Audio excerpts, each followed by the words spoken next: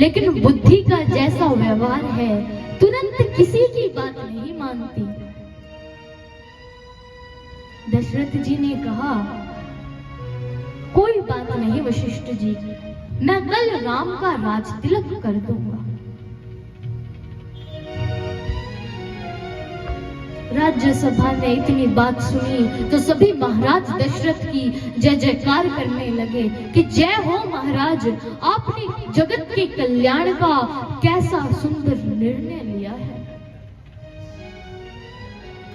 दशरथ जी सुमंत्र को बुलाते हैं, कहते हैं राज तिलक के समय जो जो सामग्री चाहिए वो सब लेकर आ जाओ। सभी तीर्थों की रज, सभी नदियों का जल, सभी सामग्री आज ही आनी चाहिए, क्योंकि कल राम का राज तिलक होने जा रहा है।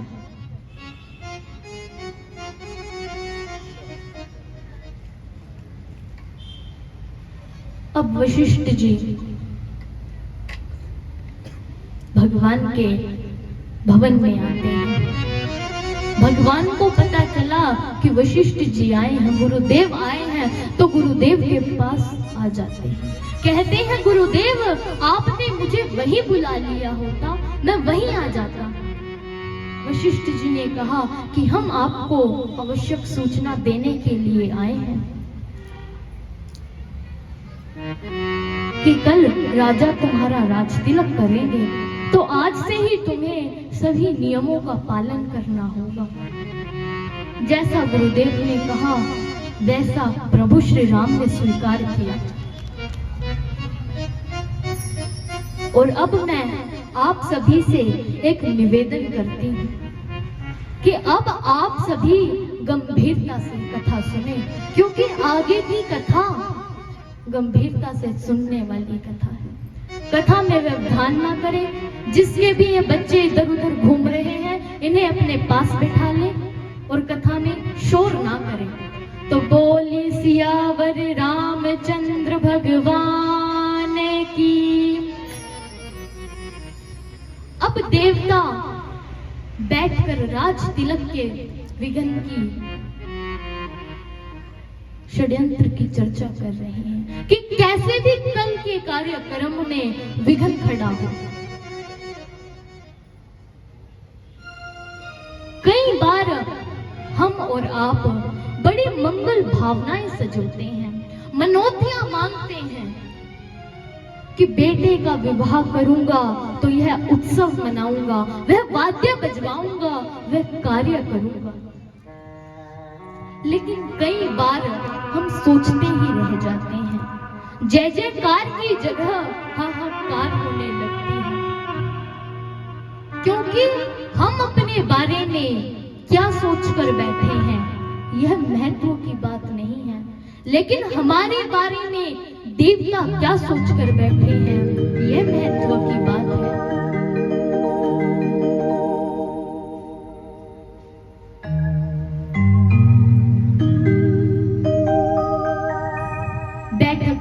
सरस्वती जी को बुलाया गया। सरस्वती जी को सारी बात बताई, कहा अब सब कार्य आपके हाथ में ही है। सरस्वती जी ने कहा, गोस्वामी जी कहते हैं, ऊंचे निवासु नीची कर तूती, ऊंचे निवास नीचे कर तूती,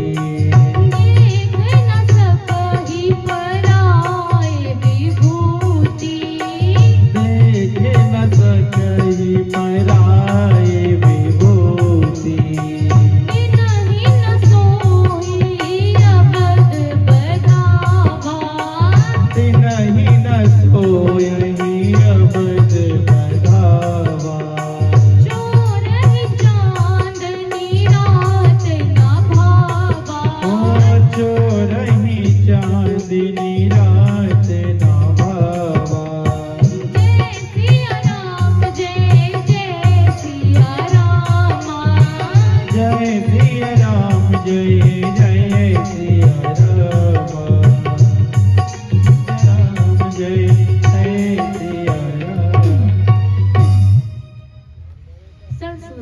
बोली कि अरे ऊंचे निवासों में रहकर भी तुम्हारे इतने नीचे विचार।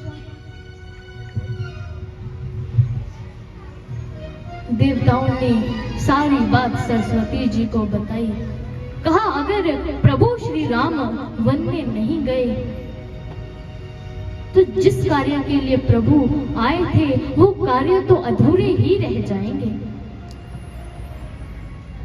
अब सरस्वती जी इतना सुनकर अवध के चक्कर काटने लगी, सोचने लगी कि किसकी बुद्धि बिगाड़ी जाए।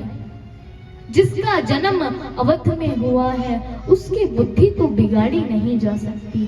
बाहर के व्यक्ति को ढूंढने लगी।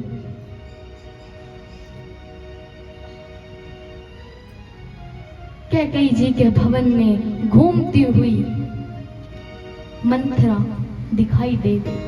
ये कैकेयी देश से कैकेयी के साथ दहेज में आई थी। बड़ी भयानक पात्र है मंथरा। आप सभी ने सबकी मृत्यु का समाचार सुना होगा कि रावण विजयदशमी को मरा, कुंभकर्ण मेघनाथ। लेकिन कभी आपने ऐसा भी सुना है कि मंथरा किस विधि को गई? ये किसी को मालूम नहीं है, क्योंकि मंथरा मरी नहीं है, हर घर में छिपी बैठी है। लोभ ही मंथरा है, कुसुम ही मंथरा है। सरस्वती जी मंथरा की बुद्धि बिगाड़कर चली गई। जिसकी बुद्धि बिगड़ जाती है उसे सब कार्य बिगड़े हुए ही दिखाई देते हैं।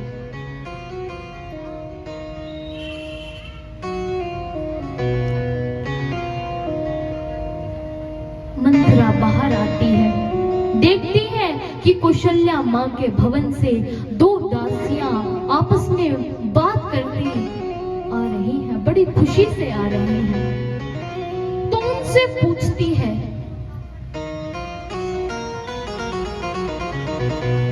कि आज तुम इतनी खुश कैसे हो और आज अवध में इतनी मंगल ध्वनि क्यों हो रही है, वाद्य बज रहे हैं। दासियों ने बताया कि अरे मंथरा, तुझे मालूम नहीं कि महाराज दशरथ प्रभु श्री राम का राज तिलक करने जा रहे हैं, और देख माँ कौशल्या ने हमें कितने सुंदर हार भेंट में दिए हैं। जा तू भी चली जा, जो मन में आए वही उपहार मांग लेना। आज कौशल्या माँ बड़ी प्रसन्न है। अब इतना सुनकर मंथरा लंबी लंबी सांसें भरते हुए माँ कैकेयी के भवन के निकट आकर पछाड़ खाकर गिर जाती है। कैकेयी जी ने जैसे ही मंथरा को देखा तो मंथरा से बोली कि आज तू ऐसी कौन सी सूचना लेकर आई है जो इतनी बेहाल है। सबसे पहले माँ कैकेयी कहती है कि मंथरे, तू ये तो बता, मेरे राम तो कुशल है ना? मेरे राम को तो कुछ नहीं हुआ। मंथरा ने इतना सुना तो बोली, महारानी आपको क्या पता, आज अवध में राम के बराबर कौन खुश है? महाराज दशरथ आज प्रभु श्री राम का राज तिलक करने जा रहे हैं। कैकेयी जी ने जैसे ही इतनी बात सुनी तो जितने भी हार गले में पहने थे सब मंथरा की गोद में रख दी।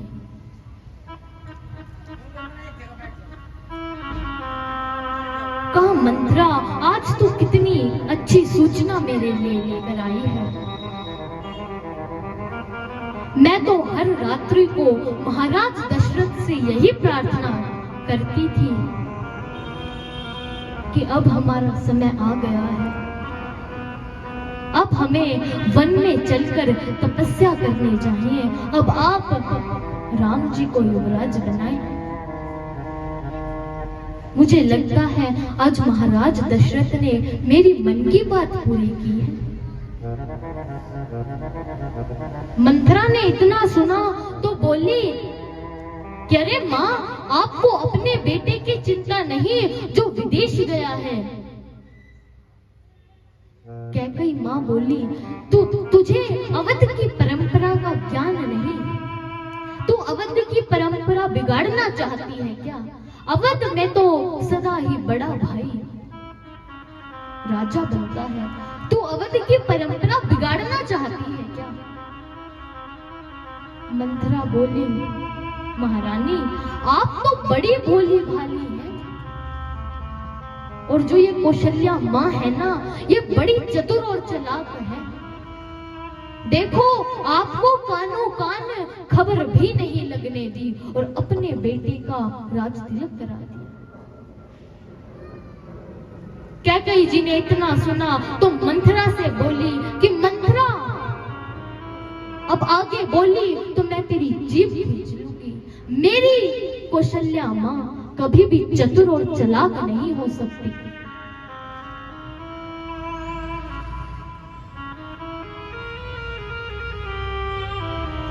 मंथरा इतना सुनकर रुकने वाली नहीं।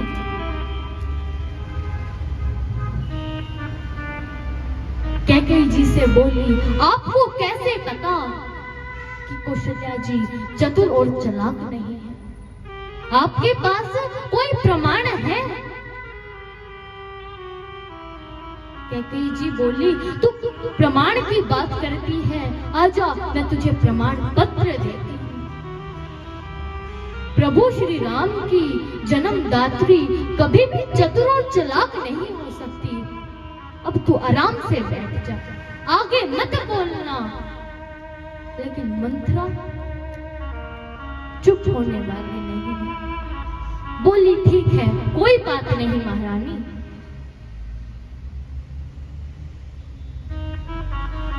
कोई युवराज बने उससे हमें क्या लेना देना, हम तो दासी से रानी बनने वाली है नहीं।